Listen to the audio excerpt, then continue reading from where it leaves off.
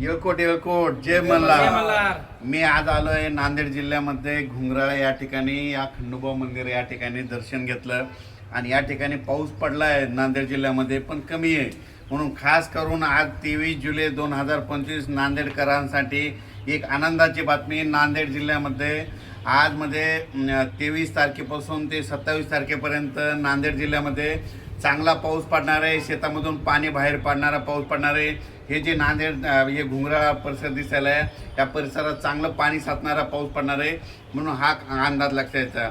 आणि योगायोगाने सांगतो नांदेड जिल्ह्याची 26 पासिंग आहे म्हणजे 26 तारखेला शनिवार आहे पण 26 आणि 27 तारखेला नांदेड जिल्ह्यामध्ये चांगला जोरदार पाऊस पडणार आहे म्हणून खास करून ही नांदेड जिल्ह्यासाठी आनंदाची बातमी।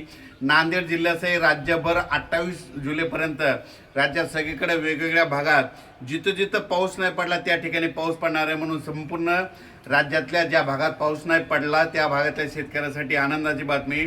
राज्यात जवळपास सांगायचं झालं तर त्याच्यानंतर जळगाव जामोद तिकडं यावल तिकडं देखील काही भागामध्ये पाऊस पडलेला नाही तर त्या भागात देखील पाऊस पडणार नाही। म्हणजे सांगायचं झालं ते हे अंदाज इथून खास करून कशामुळे दिला की ज्या भागामध्ये पाऊस नाही पडला त्या भागामध्ये या जवळपास 28 जुलैपर्यंत त्या भागात पाऊस पडून जाणार आहे। सगळ्याचं पिकांना जीवदान भेटणार आहे आणि कोणाचं पीक खराब होणार नाही म्हणून खास करून हे घुंगराळा या नांदेड जिल्ह्यातून शेतकऱ्यासाठी या ठिकाणी एक शेतकरी चर्चासत्र आमचे मित्र वसंत पाटील सुगावे यांनी ठेवलेले त्या या गावचे सरपंच त्यांनी ठेवलं त्या ठिकाणाहून मी शेतकऱ्यासाठी ह्या नांदेड जिल्ह्यासाठी आनंद दिलेला आहे। धन्यवाद।